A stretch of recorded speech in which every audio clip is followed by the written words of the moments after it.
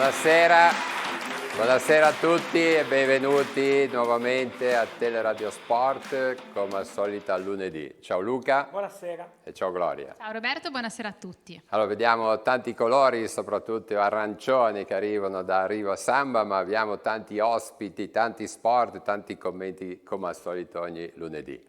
Gloria. Roberto, allora prima di iniziare vorrei fare a nome di tutta Teleradio Pace a questo Assolutamente, punto, di tutti gli sportivi. e tutti gli sportivi, gli auguri di pronta guarigione al giocatore della Fiorentina, Bove, che ieri appunto è stato male. Speriamo che si riprenda presto e quindi un abbraccio da tutti noi. Assolutamente sì. Esatto. Detto questo, Luca, stasera dobbiamo velocizzare. Ci velocizzeremo. Vuoi dirci i risultati pallanuoto al volo? Sì, no, diciamo che allora ormai si sta entrando nel pieno della stagione. Ci sono le ultime partite prima della pausa natalizia, però insomma i campionati ormai sono in pieno svolgimento, ci sono dei bei risultati, poi andremo un po' a vederli in particolare, ma facciamo veloce. Dici cosa ha fatto il Chiavari e Lavagna, dai. Allora, il Chiavari ha vinto e Lavagna ha vinto. E Lavagna Benissimo. ha vinto Ok. anche Rapallo, molto bene, perché Rapallo è terzo in classifica e si sta giocando bene il campionato. Molto bene. Gloria? Passiamo al calcio, anche noi riassumiamo più o meno tutti i risultati delle nostre squadre. Serie A, Udinese-Genoa, finito a 2-0 per i rossoblù, Udinese che era rimasta in 10 uomini dal quarto minuto. Serie B, la Sampdoria ha pareggiato 3-3 contro il Catanzaro, mentre lo Spezia è volato a Palermo e ha perso 2-0. Per quanto riguarda la Serie C, si è giocata Sestri Levante Perugia, finita con un pareggio per 2-2. In questo momento sta giocando l'Entella in casa dell'Arezzo e vi terremo aggiornati se ci sono degli aggiornamenti appunto durante la partita, ma non solo Entella, c'è anche la Roma che sta giocando, quindi vi terremo aggiornati anche sulla Roma-Atalanta. Allora, in Tella mi dicono che sono 0-0. Ancora 0-0, perfetto. Aspettiamo il gol dei nostri Aspettiamo ragazzi. il gol. Benissimo. Aspettiamo l'ultima, la Serie D, c'è la nostra Lavagnese, invece ha vinto 3-0 contro Borgaro Nobis. Ne parleremo perché abbiamo in programma una telefonata con un bomber che è Lombardi che ha segnato. Bene, allora partiamo a presentare gli ospiti che abbiamo qua, ma una platea ricca di tanti sportivi. Velocemente, Stefano Biagioni che è presidente Minigolf Club Tigullio. Un applauso al Minigolf. Poi vi anticipavo i colori del Riva Samba, Davide Cesaretti, responsabile del settore giovanile, e Giannino Maggi che rappresenta la prima squadra. Buonasera a tutti. Poi abbiamo il grande basket questa sera, un pochino al femminile, Anna Peirano, dirigente Polisport Lavagna. Nazionale di basket per tantissimi anni, Stefania Passaro. E poi abbiamo il neo eletto presidente del Comitato regionale Ligure FIP, Mauro Amisano. Vediamo una carrellata anche in platea. Sì, Roby, allora stasera veramente tantissime persone, in arancione in prima fila la dirigenza, parte della dirigenza del Riva Samba Calcio, poi passiamo al minigolf Rapallo, per poi passare ancora agli arancioni con il Riva Samba e finiamo con Polisport Basket Lavagna. Perfetto. Facciamo un giro tavolo come si dice, così cominciamo a entrare in merito allo sport di questa sera, proprio una rapida carrellata di presentazione, direi dalle parti David. Questa sera vediamo insomma esordienti, 12, 13 dirigenti, grande presenza del Riva Samba. Sì, siamo abituati a venire a questa trasmissione, per questo ti ringrazio perché ci ospiti e ci inviti tutti gli anni. Questo è un gruppo, sono due leve, però danno un po' un'idea di quello che arriva a Samba, insomma 300 tesserati e un movimento in continua crescita. Bene, ieri Maggi non è andata bene la prima squadra, però sta andando benissimo il campionato. Sì, diciamo di sì. Il campionato per il momento sta attraversando un buon periodo. Abbiamo avuto 2 partite purtroppo un po' particolari. Non cito domenica ieri, ma cito quell'altra precedente, che eravamo sotto di 3 gol, la squadra ha reagito molto bene, siamo passati al 4-3 e abbiamo pareggiato poi all'ultimo, è andata così. Ieri la Poi partita... ne parliamo, Bene, poi ne parliamo benissimo. Maggi. Grazie, un bel applauso a Riva Samba. Intanto mi dicono che purtroppo l'Arezzo è passata in vantaggio, Arezzo 1, Virtus Entella 0, al 35esimo. Stefania, a te l'onore di presentare chi hai sia alla destra che a sinistra e insomma così rimarrà nella storia il nuovo presidente presentato da una famosissima ex giocatrice. Allora, intanto è la prima volta che ci vediamo ufficialmente, nel senso che sappiamo tutti magari chi sono gli altri, ma e poi comunque lo racconteremo, magari se ci farete qualche domanda saremo, penso, contentissimi di potervi rispondere. A che punto sta il basket femminile in generale e a che punto sta il basket femminile nello specifico in Liguria e qui a Lavagna. Quindi lascio però la parola poi a... Volevo farti dire anche 2 parole, che tu sei sempre bravissima, al nostro nuovo presidente del Comitato Regionale Ligure della Federazione, la massima autorità del basket. Sì, penso che si debba presentare lui perché mi ha detto che è da tantissimi anni è stato un giocatore, no? È stato un giocatore, dirigente, un po' tutto. Ecco. Mi conosce come dirigente, mi conoscono qui però. No, poi parleremo dopo. Sono stato nominato da 2 mesi e diciamo che forse sono il primo presidente del Comitato Regionale Ligure residente a Chiavari. Sono proprio di questa zona, poi parleremo dopo. Bene, un applauso, in bocca al lupo al nuovo presidente.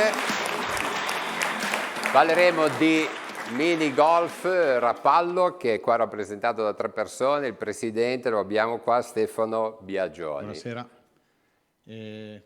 parlo io? Sì. Niente, allora io sono il presidente del mini golf Tigullio, che è una società fondata da me nel 2020 e con la quale ho preso in gestione le 2 strutture del minigolf a Rapallo.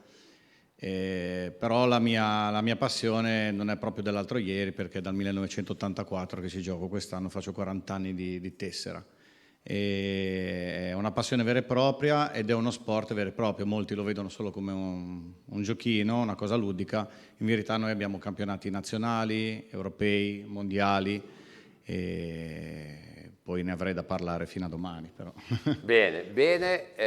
Gloria, andrei a conoscere, o meglio così, a presentare un po' più da vicino. Abbiamo il coach della Polisport, squadra di Serie C, peraltro vittoriosa ieri sera nettamente col Vado, abbiamo anche qualche immagine. Vai.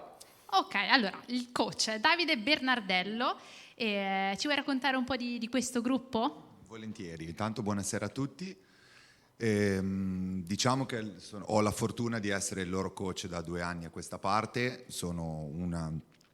3 o 4 ragazze sono rimaste dalla mia prima esperienza in Poli, dove abbiamo vinto anche lì il campionato, però poi abbiamo deciso di rifondare perché era un po' il momento, dopo diciamo un lungo ciclo che si era chiuso, era giusto il momento, è arrivato il momento di ripartire e di iniziarne uno nuovo.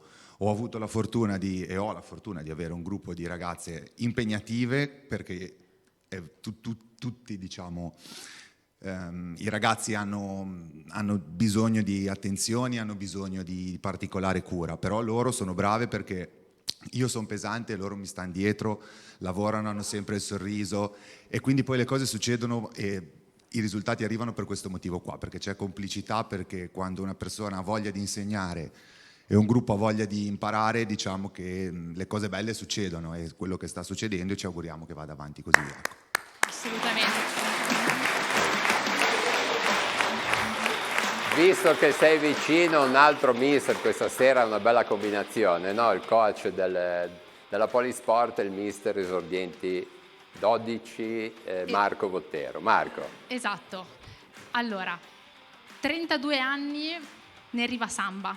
32 anni di storia Una d'amore. bandiera. Una bandiera, esatto.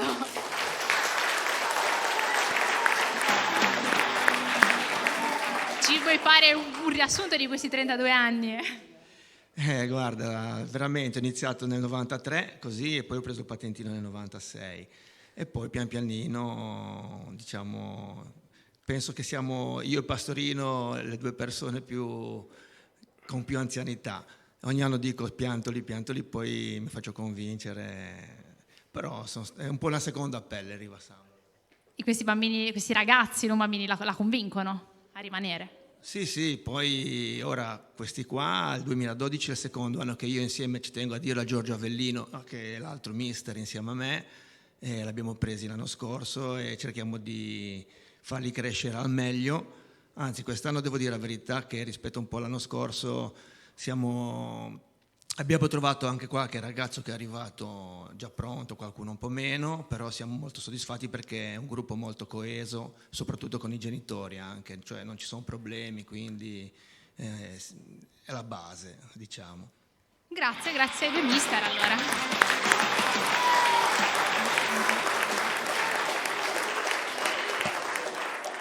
Anna, quanti anni, cosa rispondi a Marco del Rivasamba, tu alla Polisport quanti? 32. Vabbè. 32 compresi quelli da giocatrice. Giocatrice, poi il resto è tutto fare, diciamo, da dirigente, allenatrice, quello che serve, come si dice dalle nostre parti, a seconda di quello che serve ci adoperiamo perché le cose vadano bene. Anna, ma come avevi iniziato a basket? Per caso, perché la mia famiglia è una famiglia calciofila e quindi no, io ho provato con la ginnastica artistica ma non era proprio il mio. Anch'io. Esatto. E poi ho cominciato a 8 anni, prima a Chiavari e poi a Chiavari non facevano più femminile e sono passata alla Polisport Lavagna e lì ho giocato per un bel po'.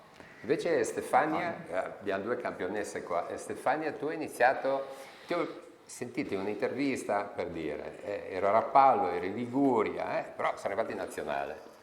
Sì, allora io ho iniziato tardi a giocare a basket perché non ne volevo sapere. Ero la più alta della scuola, già alle elementari, ero più alta del maestro delle elementari, ero più alta di tutti i professori, ero più alta di tutti i maschi della mia scuola media. Quindi secondo tutti dovevo giocare a basket. E Scusa allora che ti interrompo, intanto vediamo delle foto, ne abbiamo visto prima una di tanti anni fa. Ecco, ho portato qualche foto perché si veda Questa, che comunque... Ecco, qui era un campus a Bardonecchia, la prima volta che sono andata fuori casa per una vacanza con il basket, quindi facciamo un campus di basket ed è stato divertentissimo. Io sono appunto nata a Rapallo e lì ho iniziato a giocare a 12 anni. Perché? Perché volevo fregare i maschi della mia classe che erano tutti più bassi di me, ma loro sapevano giocare a basket e io non ne sapevo niente, non sapevo neanche le regole della pallacanestro. Tanto è vero che quando poi sono andata a farmi insegnare per battere loro durante le ore di ginnastica, perché c'era un pallone pressostatico per le ore di ginnastica a scuola, dalle medie, e io avrei dovuto fare ginnastica ritmica, non mi piaceva. Allora scappavo nel pallone pressostatico dove giocavano i maschi e cercavo di fare qualcosa, ma ero proprio imbranata. Allora sono andata a farmi insegnare e quando poi finalmente l'allenatrice ha avuto, diciamo, me sotto nella squadra, ha detto: senti, tu non ti preoccupare, non sei capace, ma ti mettiamo in campo per una partita ufficiale, quello è il canestro, tu fai canestro, prendi la palla e fai canestro, tanto sei più alta di tutti. Soltanto che non mi avevano spiegato un piccolo particolare, è che a metà partita si cambia campo.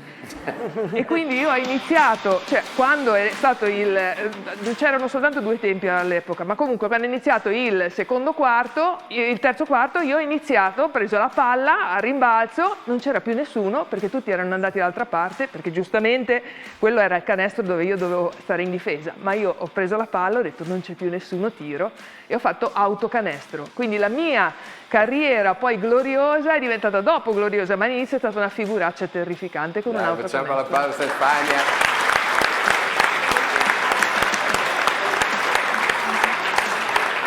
Gloria, visto che sei vicino a delle baschettare lì questa sera, che sicuramente avendoci 2 campionesse così... cestiste, se che cosa stanno pensando sentendo questi racconti. Allora, intanto loro sono Alina, Giulia e Arianna. Arianna, vengo da lei, da te, scusami, perché sei il vice capitano. Cosa ne pensi di questi racconti? Che tutte sbagliavamo il campo quando si cambiava la metà campo, e penso che sia un onore in realtà stare in una stessa puntata con te, con lei, scusi, con te, ok? Sono molto onorata, ecco. Io prendo la palla al balzo per prima, che il mister ha detto che è impegnativo. Confermiamo? Confermiamo. Però l'anno scorso siete arrivate seconde, la prima diciamo, partita avete vinto appunto ieri, e quindi il lavoro lo fa bene, quindi siete soddisfatte? Siamo soddisfatte, sì, stiamo lavorando bene nonostante l'inizio un po' traballante, però abbiamo fatto 3 mesi di duro lavoro e ha portato a buoni risultati la prima partita. Bene, allora in bocca al lupo poi per il resto del campionato.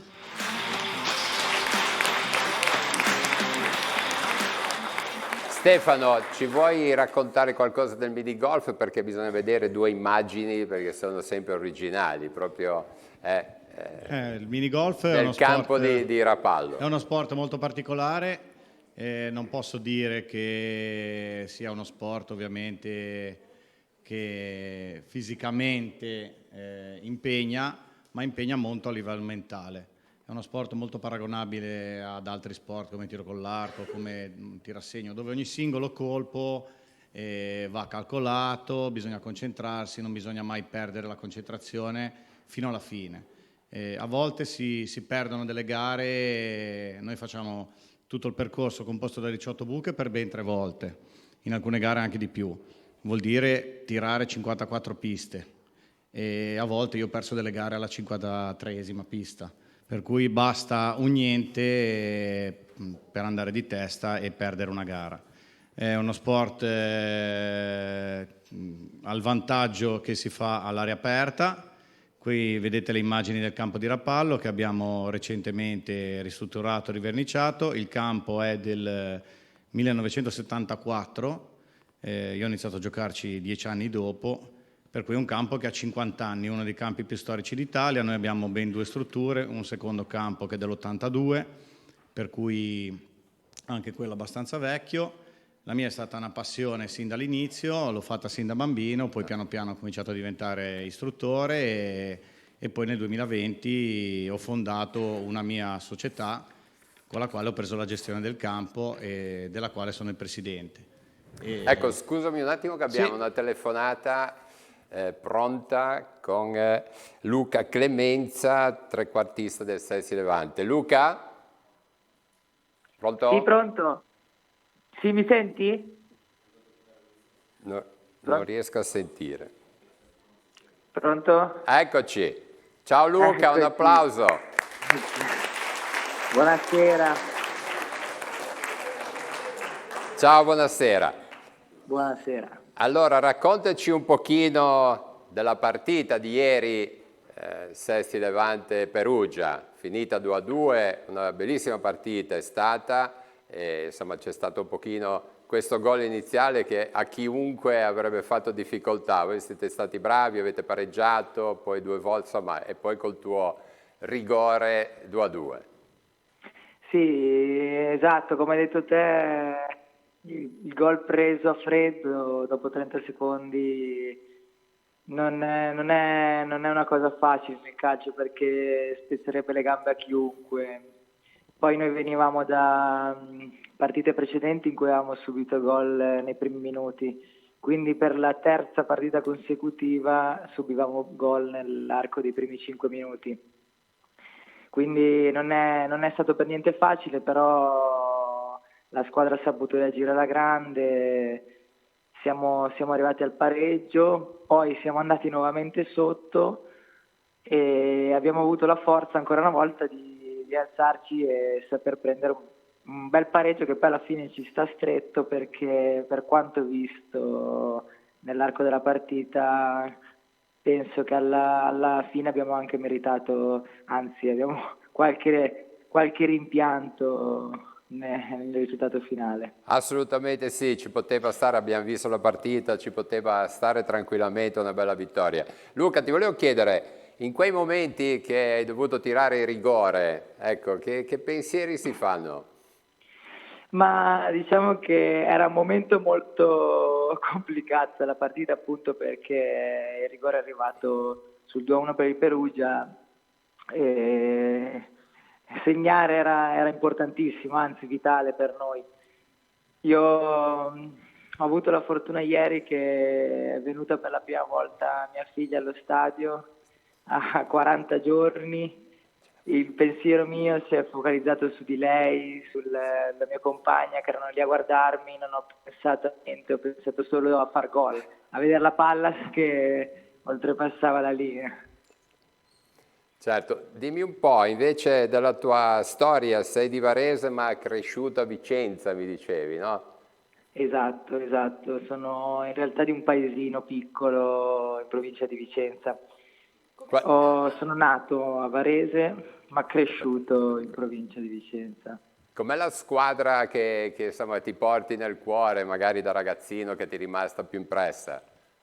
Ma ho fatto un po' di trafila io da piccolino perché ho giocato nei paesini vicino e poi sono passato all'Arzignano, che è la squadra che milita nel girone A di Serie C. È la prima vera squadra in cui ho giocato. Poi ho fatto le varie trafile fino ad arrivare al Vicenza, che è la più rappresentativa, diciamo, di quegli anni delle giovanili. Senti, ti faccio salutare da un ex cestista azzurra, Stefania Passaro, con tantissime presenze in nazionale. Vediamo un po' col calcio come se la cava. La vedi interessata ad ascoltarti come tutti qua in diretta. Stefania. Ma intanto c'è un collegamento tra me e te, ti do del tu, perché comunque anche se non ci conosciamo... Perché io ho giocato 5 anni a Vicenza e sono stati 5 anni belli, importanti e mi sono trovata benissimo. Quindi in Veneto ho lasciato il mio cuore. E poi stavo ascoltando quello che si prova, no? Prima di tirare un rigore. Sì. Ed è un po' come noi nel basket quando tiriamo i tiri liberi, no? Però per voi questo succede più raramente, c'è una tensione, c'è un pubblico. Tu come fai a astrarti per esempio dall'influenza del pubblico che ti fa contro? Cioè, hai qualche così, consiglio da dare ai ragazzi qui presenti in trasmissione? Sì, come hai detto te, bisogna sapersi estraniare dal momento, perché se non sei bravo a gestire le emozioni, a gestire il momento, rischi poi di non riuscire a segnare, perché sembra facile il rigore, però poi alla fine più si va avanti più diventano bravi portieri e non è mai facile. Però appunto, come hai detto te, come faccio anch'io, proprio in quel momento cerco di non pensare a nulla, riesco a non sentire più nemmeno il pubblico intorno, perché la mia mente, diciamo, che va proprio a pensare al momento in cui la palla entra dentro. Quindi pensare positivo sempre e poi comunque sia, anche se si sbaglia il rigore, come c'è un detto che i rigori li sbaglia solo chi ha il coraggio di tirarli, non c'è niente di più vero. Bene Luca, ti salutiamo, complimenti. Dove gioca il Sestri la prossima? La prossima siamo ad Ascoli venerdì. Ad Ascoli venerdì. In bocca al lupo, buon proseguimento di campionato, un saluto dalla nostra Telepace Sport. Grazie, buona serata, grazie mille. Bene, allora stacchiamo con Luca Clemenza, aspettiamo ancora un attimo e poi facciamo così anche l'altra telefonata. Luca, direi, ho interrotto Stefano, no? Di cosa stavamo parlando? Bene, allora ci siamo, facciamo così. Andrei dal presidente a Ruggero che ci collega il mini golf anche con una bella iniziativa che Telepace ha già avuto modo di portare a conoscenza, perché lo sport in questo caso si fa ponte con la solidarietà. Buonasera a tutti innanzitutto. Ho conosciuto il minigolf 2 anni fa praticamente, perché avevo appunto saputo che Stefano, insieme a un altro mio compagno di squadra, Santino Politti, giocava con me da Carlo Grasso. Abbiamo fatto una gita io e mia figlia, siamo andati a rivedere il vecchio minigolf perché appunto era il posto dove si andava a giocare da bambini, soprattutto quando non si andava a scuola, si andava al minigolf. E niente, abbiamo cominciato a giocare un po' così per scherzo. Fortuna che nella mia famiglia la bimba aveva un braccino d'oro e quindi Stefano gli ha messo gli occhi addosso, ha detto questa qua potrebbe avere delle grosse potenzialità. Da lì ci siamo tesserati tutti e due. Ora lei con lo spirito di divertimento non patisce assolutamente niente, potrebbe tirare 4 calci di rigore senza neanche rendersene conto perché è fredda come il ghiaccio. Io invece le prime volte avevo le braccia che tremavano, ne combinavo di ogni, poi vabbè, ero abituato a un altro tipo di sport dove le emozioni erano diverse, il sentimento era diverso, è stata la mia vita per 40 anni, quindi... Quale sport, diciamolo? Il calcio. C'è Davide lì che ride. Vabbè, siamo stati avversari tantissime volte, ma abbiamo sempre mantenuto la cosa più bella, lo spirito fuori dal campo del terzo tempo. Ed è la cosa più bella in assoluto. Nel minigolf questo avviene praticamente tutte le domeniche quando vai a fare una gara. Lo spirito bellissimo che c'è è la competizione, l'amicizia che si crea tra noi del club di Rapallo e tutti i giocatori degli altri club. E per la bambina è stato particolarmente interessante questo. Ruggero, un flash sulla tua iniziativa? Niente, sempre con Stefano parlavamo appunto dei bambini di Malika. Io sono sposato con una ragazza senegalese dalla quale è nata Fatima e vedendo la situazione in Senegal in uno dei viaggi che io ho fatto su al paese dove abbiamo la casa, ho visto la situazione dei bambini che non sono fortunati come i nostri. E da lì mi è venuta l'idea di creare un centro sportivo e una scuola per tirarli via dalla strada, dalle difficoltà che hanno. Stefano ha sposato il progetto con me e abbiamo già fatto 3 edizioni del torneo bambini di Malika di minigolf e tante altre iniziative che stiamo portando sul territorio. Da tecnico di elettronica sono diventato falegname perché sto costruendo le mini piste portatili da minigolf per andare in piazza proprio a far giocare i bambini e avvicinarli a questa disciplina, perché al di là del fatto dello stare insieme è proprio pulito, uno sport pulito ed è molto divertente e legato proprio poi al progetto. Abbiamo sempre l'occasione per fare questa raccolta fondi per portare avanti il progetto in Senegal.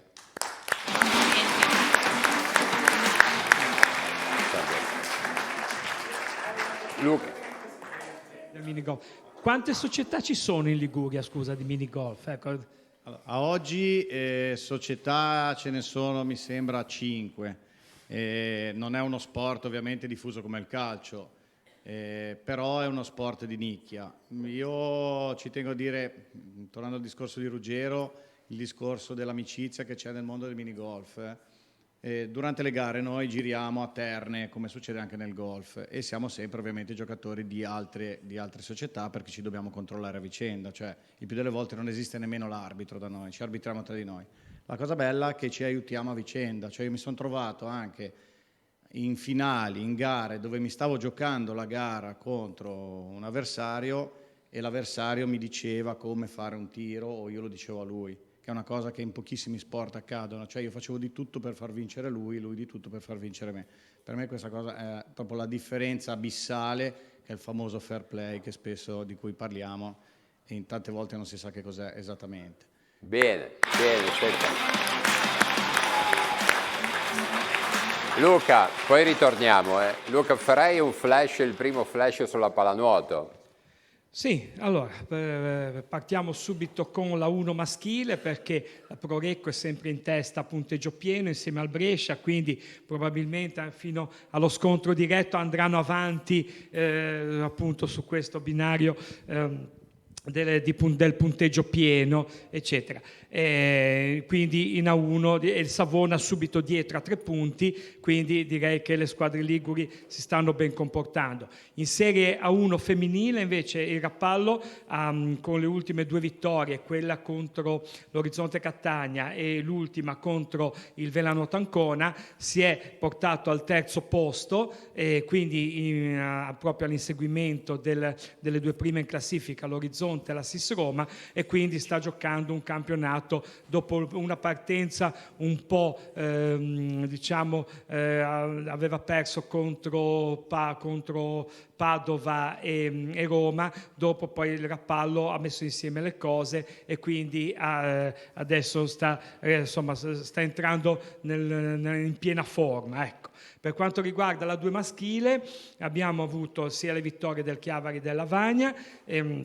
Il Chiavari è andato a Soria, ha vinto per 17-5, quindi una vittoria nettissima, e Lavagna anche ha vinto 11-5 contro il Piacenza, quindi direi che insomma le 2 squadre, le squadre che sono più vicine a noi, insomma, si stanno decisamente comportando bene. Chiavari a punteggio pieno a 12 punti, Lavagna a 6 punti, quindi diciamo piena metà classifica, e quindi insomma stanno giocando un ottimo campionato. Prossimo turno vedrà il Mobilpesca Lavagna andare a giocare a Milano contro la Metanopoli, mentre la Chiavari Nuoto andrà a far visita proprio al Piacenza, che è appena reduce dalla sconfitta contro Lavagna.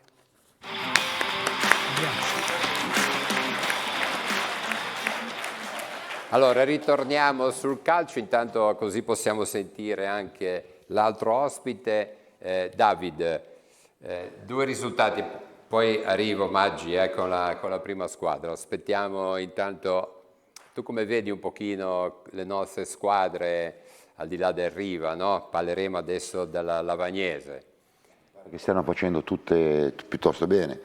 La Lavagnese nelle zone alte della classifica, e quindi credo che siano perfettamente allineati con i loro obiettivi iniziali.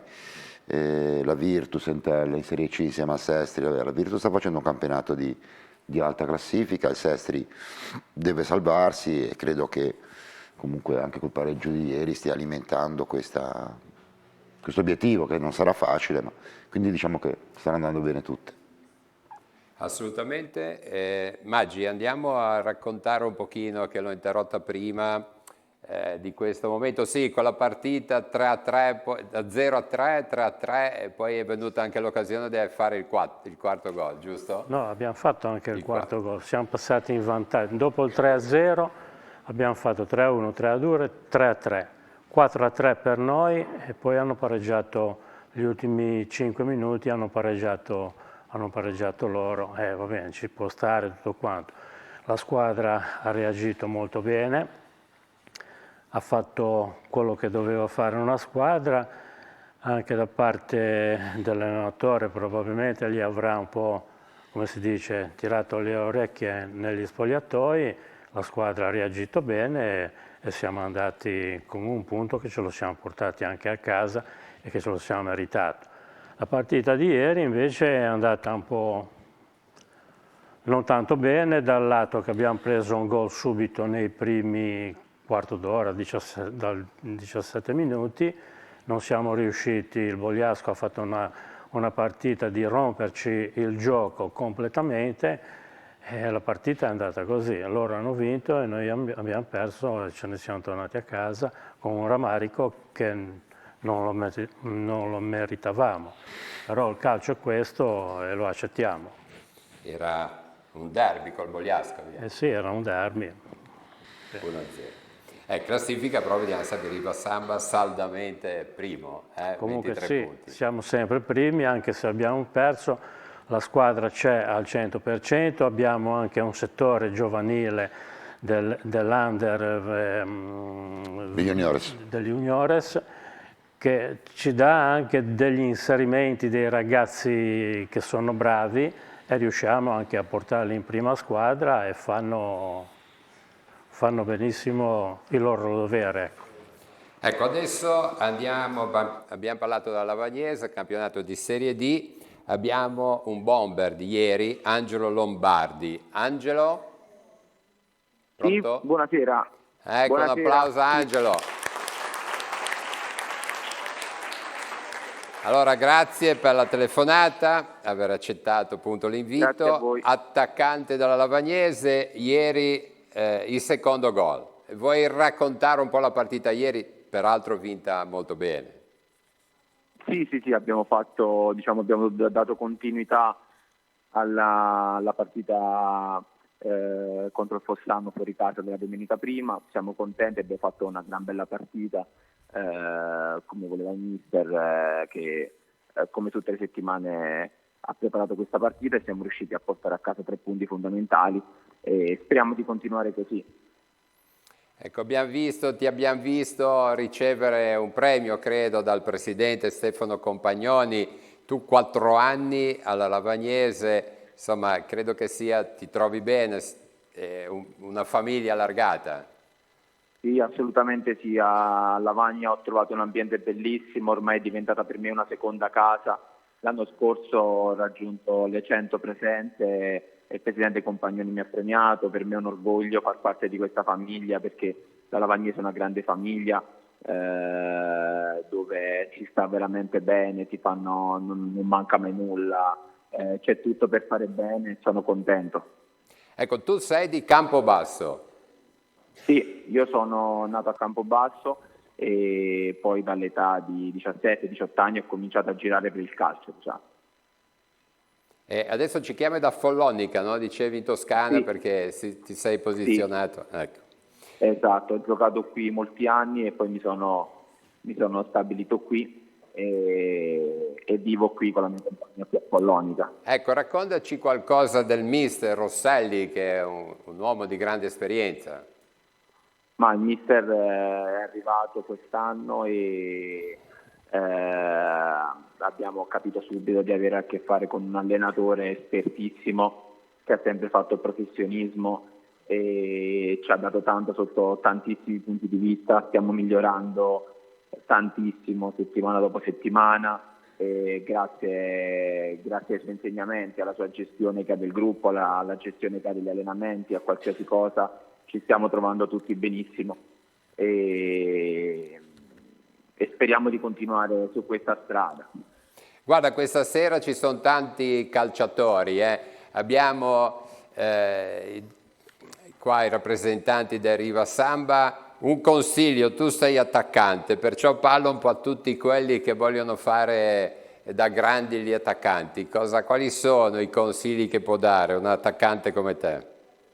Ma no, non so se sono all'altezza di poter dare consigli, ma sicuramente una cosa che ti mette davanti il calcio è sicuramente quella di non mollare nei momenti di difficoltà, perché come capita a tutti ci possono essere alti, bassi, però lavorare quotidianamente, cercare di migliorarsi ogni giorno credo sia la cosa più importante. Ecco, ti faccio salutare dal responsabile del settore giovanile, nonché allenatore degli esordienti 2013, che è Davide Cesaretti, ma ho conosciuto da tantissimi anni qua. Davide, cosa... Beh, innanzitutto complimenti per il gol, ma credo ne abbia fatti tanti, Angelo. Grazie. Noi abbiamo avuto con il Riva Samba 2 anni fa, quando la Lavagnese ha fatto quella stagione in eccellenza che poi è stata premiata dalla vittoria, quindi abbiamo avuto modo anche di incrociarlo ed è un ottimo giocatore con della qualità e si vede che dopo tanti anni a Lavagna ormai è perfettamente entrato nel gruppo, lavagnese acquisito, diciamo. Lavagnese acquisito, quindi complimenti. Sì, ormai sono un lavagnese acquisito. Allora Angelo, ci saluti tutto lo spogliatoio, in bocca al lupo per il proseguo del campionato, Certo, magari ci sentiamo più avanti. Grazie. Senz'altro, viva il lupo, buona serata, grazie. Benissimo, allora salutiamo Angelo Lombardi e grazie per averci appunto riuscito a organizzare la telefonata. Gloria, abbiamo qua ancora qualche dirigente, non so, anche al femminile, che sono un po' restie. Guarda un po' un attimo se magari un saluto. Allora, la dirigenti 2013 abbiamo Alessia Tagna e il portavoce, diciamo, Bruno Rolli. Bruno, allora, la amano tutti qua. Allora, cosa fa un dirigente del Riva Samba in una giornata tipo, in un'annata tipo? Allora, intanto grazie e buonasera a tutti. Dirigente fa tante cose. Supportiamo intanto i mister per le pratiche burocratiche distinte, rapporti con la segreteria e con i genitori, cerchiamo di fare un po' da filtro.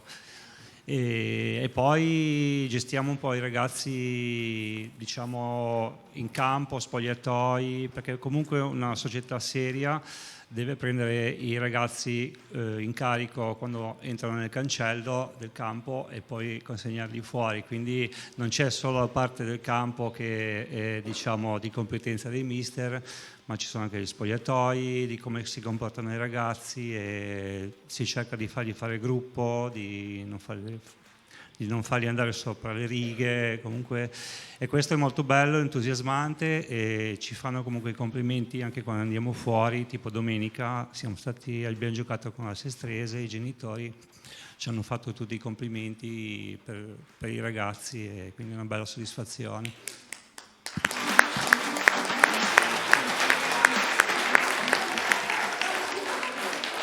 Bene, allora adesso andiamo un pochino qua dalla Grande Basket, perché abbiamo fatto una carrellata sul calcio. Io farei un po' di intervista, Stefania e Anna, al nuovo presidente appunto del Comitato Regionale Ligure della Federazione Italiana di Pallacanestro. Mauro, che presidente ti puoi definire? Sono semplicemente una persona che è capitato a amministrare un organismo burocratico con parecchi problemi, di uno sport in decadenza sotto certi aspetti. Quando sentivo che c'erano 5 società di minigolf mi ho iniziato a preoccupare, perché eravamo una volta il secondo sport d'Italia.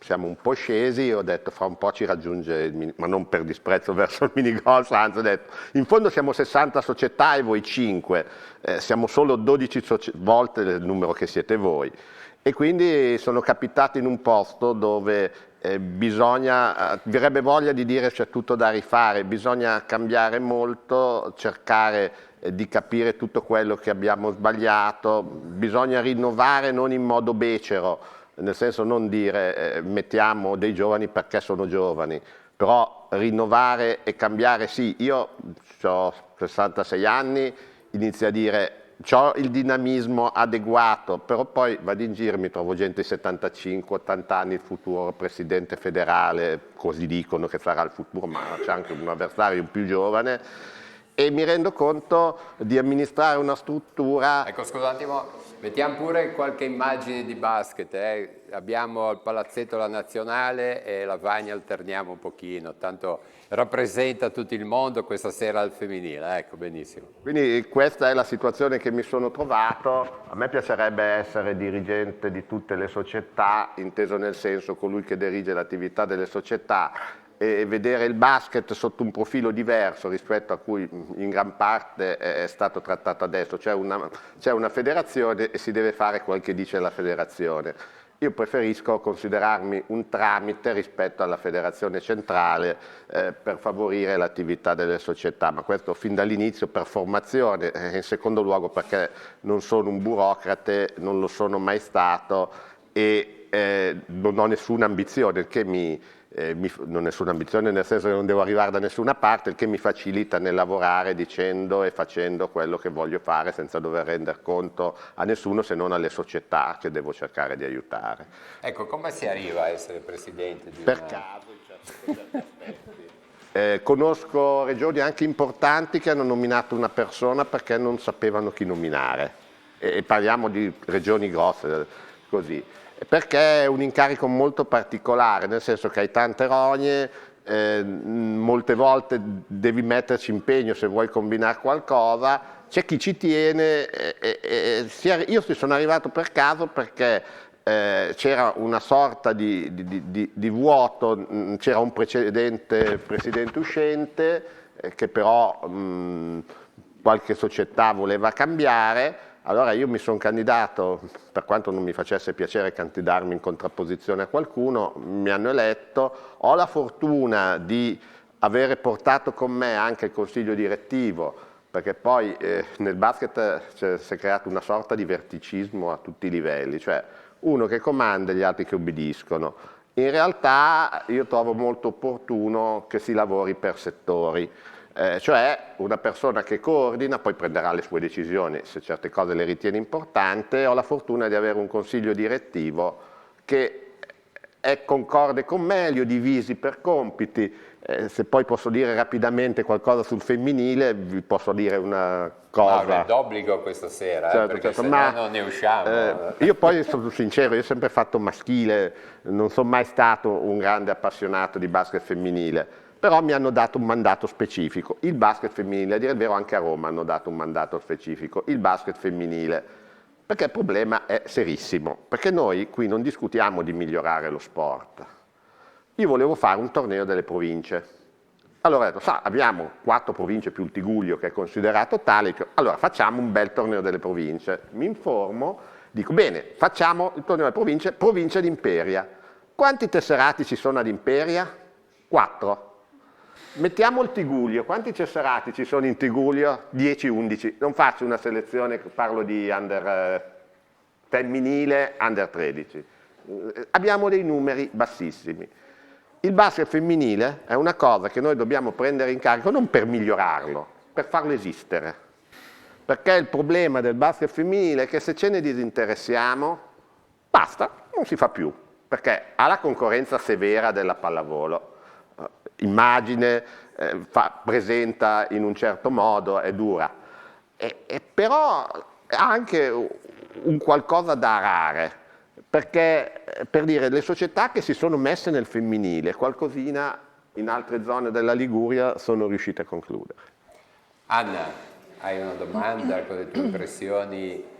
No, diciamo che, dire che quanti sono... io mi occupo di basket femminile, al di là di giocare, io gestisco in prima persona la nostra società insieme al mio presidente Gianrotta direttamente dal 2012, quindi sono 12 anni che affronto i problemi in prima persona. I problemi sono non solo di concorrenza di altri sport, che io lo vedo più come una concorrenza del calcio, non tanto della pallavolo, perché la pallavolo c'è sempre stata, il calcio è subentrato a fare concorrenza alla pallacanestro femminile. Io la vedo come un problema generale, al di là della femminile. Il problema nostro è un problema di impianti, non ci sono impianti. Non ci sono palestre, le nostre under 15 si allenano 2 volte alla settimana, non fanno il terzo, lo fanno solo il sabato mattina quando non hanno la partita il pomeriggio, perché non abbiamo impianti. Non ci sono allenatori, ce ne sono pochissimi allenatori di pallacanestro. Poi quali siano le soluzioni non dico che non le devo trovare io. Stefania, però qua dobbiamo un po'... che il basket è un bello sport, ci sarà dei punti in Italia che va di più, va di meno, però dobbiamo partire positivi, o no? Partiamo positivi perché comunque il basket dove viene promosso e dove viene mostrato in TV, il basket femminile fa dei numeri fantastici. E dove? Negli Stati Uniti. Certo. Per esempio negli Stati Uniti addirittura il pubblico che va a vedere le donne giocare a basket è superiore per numero a quelli che vanno a vedere le partite maschili dell'NBA. Quest'anno c'è stato questo superamento. Perché? Perché comunque le partite delle donne, del basket femminile come degli sport femminili, viene molto mostrato nelle TV, anche a pagamento ma anche in chiaro. Da noi, spiegatemi, quando mai avete visto il basket femminile di recente in TV? Adesso che ha giocato la nazionale inaugurando il palazzetto di Genova, ma è una rarità. E quando è che danno lo sport femminile in TV in Italia? Mai, mai. Cioè, se non in occasione delle grandi competizioni, delle Olimpiadi, avete visto finalmente la pallavolo, avete visto anche magari qualche altro sport al femminile. Quindi se non c'è una rappresentazione nei media e se non c'è un'incentivazione a mostrarlo sempre di più, non si può fare reclutamento, perché le ragazze non vedranno mai delle delle eroine da emulare, non vedranno mai qualcuno in cui identificarsi. Quando giocavo io, ai miei tempi, c'erano squadre di Serie A che avevano all'interno le più forti giocatrici del mondo e avevamo portato in Italia appunto il basket più bello e c'era un grandissimo interesse perché i palazzetti si riempivano di ragazze che poi dopo volevano giocare perché ci vedevano giocare ed andavamo in TV, eravamo alla domenica sportiva, ci intervistava chiunque, vincevamo le Coppe Campioni di conseguenza, ma tutto questo è un seminare, quindi bisogna seminare, bisogna rappresentare le donne, bisogna muoversi per promuovere una parità di genere anche nello sport, quindi dare opportunità alle ragazze di fare sport tanto quanto i maschi e alle donne cresciute, quelle che poi magari hanno già messo al mondo un bambino, di tornare in palestra subito dopo e di avere naturalmente una società che possa fornire gli strumenti, cioè gli asili, eccetera, perché le donne continuino a fare sport. Noi siamo il 50% della popolazione mondiale, anche in Italia il 50% uomini, il 50% donne, indovinate quante donne fanno sport? Il 25%, tutto il resto sono i ragazzi, gli uomini eccetera che se lo possono permettere, nel senso che hanno comunque più occasioni. Quindi ci sono tante cose da fare, bisogna metterle in cantiere perché non è che i miracoli si fanno così. Sentiamo.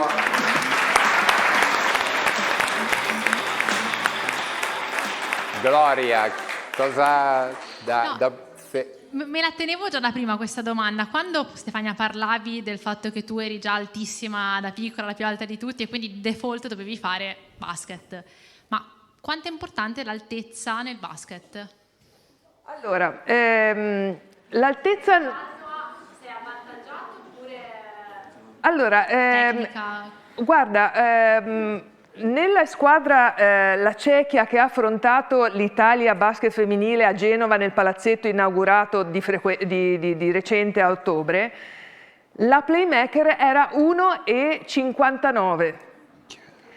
Quindi significa che l'altezza è certo un aiuto, ma chiunque può giocare a basket. L'importante è che sia molto agile e che ci lavori sopra. Bisogna solamente allenarsi. Veramente bisogna allenarsi perché naturalmente se sei piccolino non dovrai andarti a cacciare tra i giganti sotto canestro. E se sei alta dovrai essere molto veloce perché se no le piccoline magari ti passano in mezzo alle gambe. Quindi c'è spazio però veramente per tutti. Va bene. Aspetta. Sì, dobbiamo rispondere qualcosa. Vai Luca. No, dicevo, volevo dire che nel basket americano femminile c'è adesso un'attenzione particolare perché c'è una giocatrice che sta facendo cose eccezionali, ecco, un Michael Jordan al femminile, ecco, adesso non mi ricordo il nome. Però... Clark. Però non è solo lei, cioè, in pratica, pensate, sì, hai ragione, è spettacolare. Un esempio, ecco. Sì, però appunto si dà occasione a tutte le ragazze americane di vederle giocare in TV e di appassionarsi a questo gioco. E poi comunque non è assolutamente lo sport per loro, è qualcosa che le aiuta tutti, maschi e femmine, ragazzi e ragazze, ad uscire anche dalla povertà, dall'emarginazione. Si gioca nei campetti all'aperto, da lì nei playground. Quanti playground abbiamo noi? A Lavagna, giusto, c'è quello vicino alla piscina, però è uno. A Rapallo ce n'è uno dove si scivola, cioè è stato costruito male su un fondo che ci si intrappola e quindi ci sono, adesso ho visto anche le retine tutte rotte, quindi semplicemente attrezzare delle aree dove ci si possa trovare a giocare a basket, ma molte più aree. Ecco, allora vedi che dalla regia arriva questa foto. Ecco, Caitlin Clark, una ragazza americana. Grazie dalla regia, un applauso alla regia, perché non era previsto. Posso fare un complimento alle due dirigenti del River Samba. Intanto le dirigenti in Italia, donne, che lavorano nelle squadre, sono molto poche, sono molto rare, ma quelle che ci sono comunque non vengono mai allo scoperto, nel senso che vengono privilegiate magari anche nelle interviste. Quindi mi piacerebbe anche sapere da voi che cosa vi ha avvicinato allo sport e alla voglia di fare le dirigenti, così almeno magari qualcun altro... con la dirigente. Sì. Ditemi voi chi vuole parlare, perché qua... No, le due ragazze, voglio sapere alle ragazze. Che cosa vi ha spinto comunque a lavorare per la squadra? Voler partecipare alla vita attiva della squadra. E non stare solo dagli spalti e vedere la squadra dal di fuori, ma voler partecipare attivamente. E quindi sentirvi utili anche? Sì.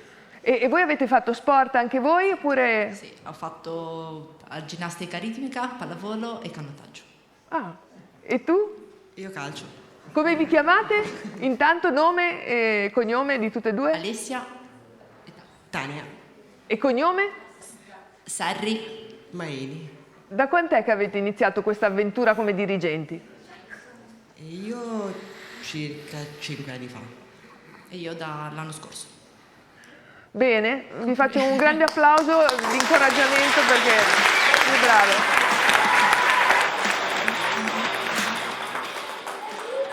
Davide, volevi intervenire un po' sul basket femminile?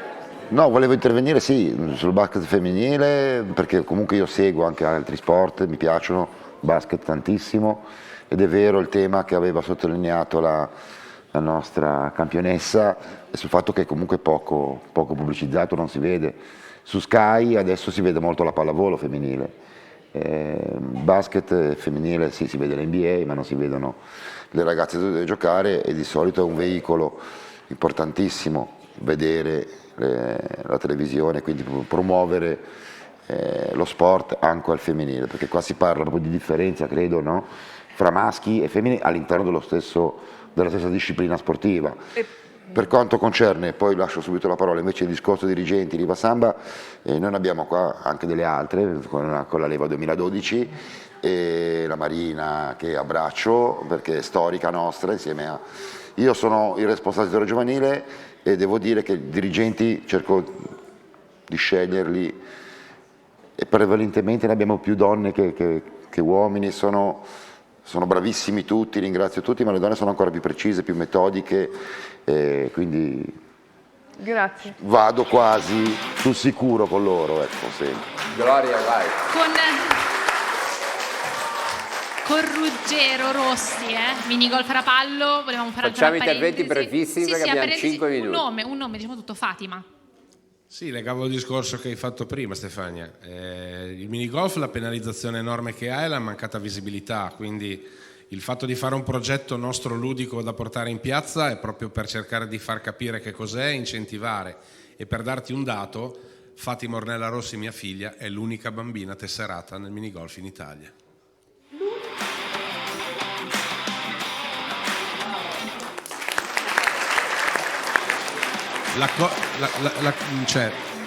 La cosa triste è che, come tutti gli sport, uno dei fattori importanti è la competitività.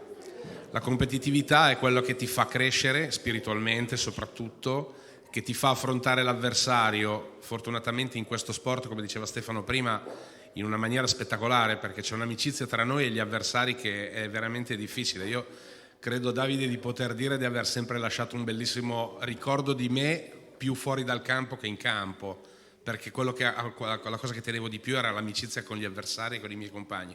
Fatima gioca sempre in categoria da sola, quindi il problema è che lei vince senza giocare e quindi questo spirito non le potrà mai venire fuori se non ha complicità da parte di coetanei, e finché questo sport, il nostro sport, non viene fatto conoscere dai media e fatto vedere a tutti, come dicevi prima per la pallacanestro, ecco, ci sono immagini di Fatima, sarà sempre così purtroppo, troppi pochi bambini. Roberto, guarda. Allora, farei intervenire Mauriglio perché è pronto poi per un'esibizione del minigolf, però esatto, prima andiamo perché ha motivato questa presenza del minigolf a Telepace Sport e vi facciamo raccontare un pochino lui come da sportivo col minigolf questa passione. Guarda, poi prima mi ha raccontato che lui è un collezionista di palline, anche questa cosa è super interessante, quindi andiamo ad approfondirla. Sì, è quasi 20 anni che gioco e pian pianino ne ho collezionato più di 5.000. Dove le tieni? È un disastro, fra un po' esco di casa se continuo così. No, perché allaccio subito il discorso come commissario tecnico, le palline sono la cosa particolare di questo sport. Rispetto al golf, che hanno tante mazze e noi ne abbiamo solo una, che è praticamente una specie di putt, che se si vede c'è un pochettino la gomma in fondo, perché facciamo anche dei colpi con effetto, cosa che loro non fanno perché non hanno bisogno. E poi però la differenza è tantissime palline, perché dobbiamo superare un ostacolo di questa buca e cercare di andare in buca subito, magari anche superando l'ostacolo. Per fare questa cosa non basta una pallina sola, perché gli ostacoli sono diversi, poi ci danneggia anche la temperatura. D'inverno hai magari 10 gradi al mattino, d'estate ne hai 30, le palline sono di gomma e quindi... Alza un pochino, a favore telecamera. Ecco, ecco, ok. Dov'è? Arrivo. Arriva, ok. Ok. Esatto, questa gomma che c'è qua in cima è perché per dare gli effetti, invece nel golf non esiste perché si fa solo un colpo piatto. Noi facciamo, quindi assomigliamo un po' a volte anche al biliardo facendo queste cose. E appunto abbiamo bisogno di tante palline per cercare di fare questo, non ci basta una pallina sola. Bene, bene, bene, bene. Allora Luca, un giro rapido, quali sono le notizie ancora? Allora, abbiamo alcune notizie. Intanto c'è in atto la Vendée Globe, cioè la regata in solitario intorno al mondo senza scalo, e ci sono questi scafi VOR 60 che stanno battendo tutti i record. Infatti siamo arrivati a un record addirittura di 615 miglia giornaliere, proprio il record del mondo, con queste barche che fanno medie di 25 nodi in mezzo all'oceano. Sono barche a vela, non motoscafi, sono barche a vela con i foil, e quindi una vela che si sta sviluppando veramente verso le altissime velocità, con scafi che insomma anche strutturalmente riescono a reggere queste velocità. Poi abbiamo avuto ieri il trofeo Master di nuoto di Rapallo, primo trofeo della stagione. Un trofeo che, come sempre, a Rapallo è sempre organizzato molto bene. Ci sono state alcune prestazioni, diciamo, di livello, anche se era la prima uscita della stagione. Una l'ha raggiunta appunto Cristina Signorini, che vediamo nella foto, che nei 50 rana ha vinto la targa per la miglior prestazione della giornata, ecco. E poi anche sottolineiamo Severino Barbagelata, il coach proprio del Rapallo, che ha gareggiato in 3 gare diverse con ottimi risultati, ecco. Poi abbiamo un'ultima foto, Luca, di pareggio della Virtus Entella. Oh, bene, l'Entella pareggiato, bella notizia. Al 70, Franzoni al 72. Franzoni al 72esimo. Il nostro cameraman esulta. Dicevo, quindi, poi c'è un'ultima foto, perché ieri si è corsa la maratona di Valencia, pur nelle condizioni che sappiamo, purtroppo nelle condizioni che ci sono state a Valencia, con quella distruzione dovuta all'acqua, però sono riusciti a correre la maratona, e il corridore italiano Ioannis Chiappinelli, che qui vediamo nella foto, è il più alto, ha battuto il record italiano della maratona. Qui è con 2 atlete del nostro Tigullio, che sono Andreina Oneto e Nuria Real del Maratoneti del Tigullio, e poi con Michele Parodi dell'Atletica Levante. Ecco, quindi direi che c'era anche un po' di Tigullio in questo record italiano di Chiappinelli. Lui Luca sulla barca a vela. Chi di voi si è accorto che la squadra femminile ha vinto l'America's Cup? Ecco, 3 persone tra voi, nessuno, perché in realtà l'abbiamo imparato dopo che l'avevano vinto. Quante gare invece di America's Cup maschile avete visto quest'estate in TV? Tutti l'abbiamo viste.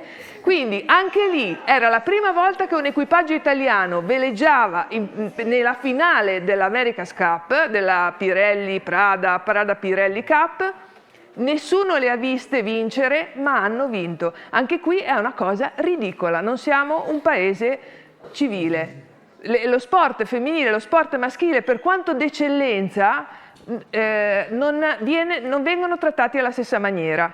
E pensare che ci potrebbero essere dei grossi ritorni pubblicitari, perché ditemi voi se una squadra che vince la Coppa del Mondo di vela non è altrettanto ecco anche la interessata. foto, Stefania, dai, abbiamo capito stasera.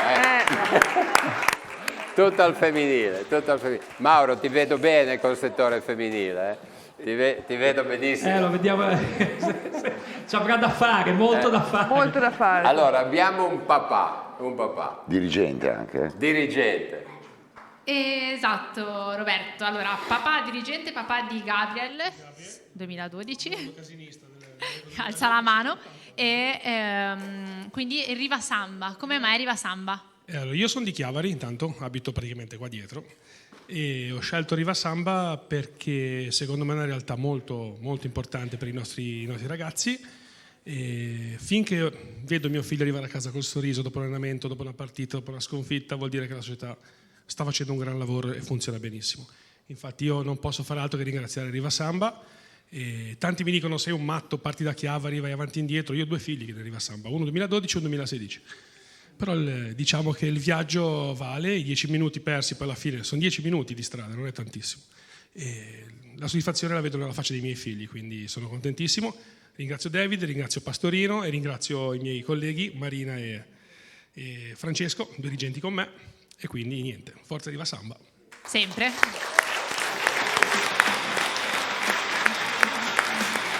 Benissimo, facciamo l'ultimo giro velocissimo. Maurizio, preparatevi per la dimostrazione delle mini golf insieme a Guido, cameraman. Allora Stefano, un saluto. Dico solo una cosa velocemente, io non temo particolarmente la concorrenza di altri sport. Cosa vuol dire? Vuol dire che il minigolf può essere praticato anche da chi fa già un altro sport. Per cui un calciatore, un pallavolista può trovare tranquillamente lo spazio di fare anche il minigolf. Noi non vogliamo portare via persone agli altri sport. La nostra difficoltà in verità è la mancanza di strutture. Il calcio, chi non ha giocato una partitella, 2 zaini, una palla di carta, eccetera, è uno sport semplice. La pallacanestro già necessita di un fondo particolare, un pallone particolare, se non hai il canestro non puoi giocare a pallacanestro. E il minigolf deve esserci proprio una struttura, e ce ne sono poche in Italia e gestite dalle amministrazioni. Noi stiamo cercando di valorizzare quella di Rapallo, la nostra difficoltà è quella, per cui invito tutti a venire a provare a giocare, a venire a provarlo anche come sport, ma non è necessario mollare il proprio sport. Ecco, questo per me è fondamentale. Benissimo, un applauso al minigolf. David, un saluto a tutti i ragazzi, salutiamo gli esordienti 2013 e 2012 con un bel applauso, fatevi un bel applauso.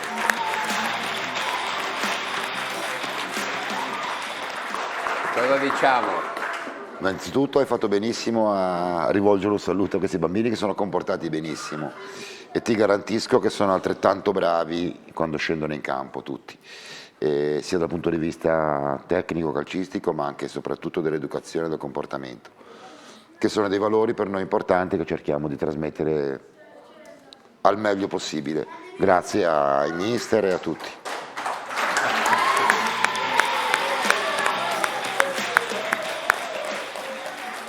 Giannino, un saluto a tutta la prima squadra, mi raccomando, buon campionato. Tutto arriva Samba, dai. Certamente, faccio anche un appello anche ai telespettatori che ci staranno seguendo.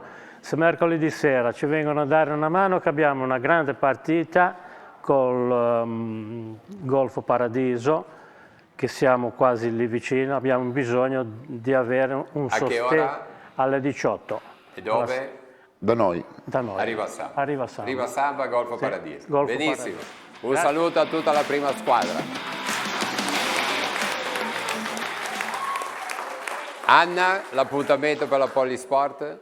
Il 13 dicembre in casa, venerdì 13 dicembre in casa alle ore 21, giocheremo con la Serie C contro Ardita Juventus Nervi, mentre invece le Under 15 giocheranno l'8 dicembre, sempre in casa. Salutiamo anche Davide Bernardello, il grande coach. Perfetto. Stefania, e da grande cosa fai nella vita, dopo il basket? Allora, io da circa 30 anni sono consulente finanziaria e sono insieme a Roberto, che mio marito, che mi ha iniziato questa professione. Ci occupiamo dei patrimoni degli sportivi professionisti e non solo, degli imprenditori e di tutti quelli che devono tutelare il proprio patrimonio in un mondo molto difficile che è questo di consulente attuale. finanziario. Consulente finanziaria. Incoraggio tutti quanti a fare qualsiasi sport, non dico per finire, non solo la pallacanestro. La pallacanestro se vi piace lo fate, se no fate dell'altro, ma fatelo per tutta la vita, il più a lungo possibile, come i master di nuoto, eccetera. Trovate il vostro sport per ogni fase della vita. Bene.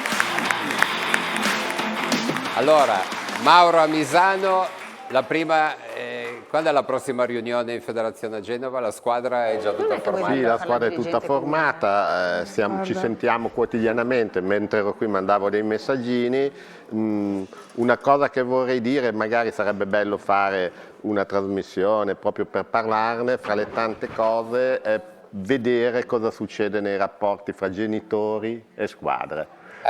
Potrebbe essere un tema importante, perché mi ha fatto piacere sentire queste cose oggi da parte del Ribasamba. Una cosa ancora sul femminile: abbiamo 20 presidenti di comitati regionali, uno solo è donna. Benissimo, grazie al presidente del comitato regionale della Federazione Pallacanestro. Un saluto a tutti. Gloria, è stata insomma una bella puntata, densa di contenuti, però sempre bellissima. Bene, voi ragazzine, insomma. Ok, vediamo in diretta, finiamo. Invece della musica abbiamo i minigolf. Moriglio ci farà una dimostrazione tecnica proprio in studio. E prima, esatto, le palline come rimbalzano diversamente. Intanto l'Atalanta è in vantaggio 1-0 sulla Roma. Vediamo il cameraman. Vediamo. Ecco. È colpa del pavimento. Ancora una volta, dai, proviamo ancora una volta. C'era riuscito. Dai. Vediamo. Ecco. Viva! Perfetto. Ci hai dato il giro. Ciao a tutti, grazie. Buona serata. Arrivederci. A lunedì prossimo.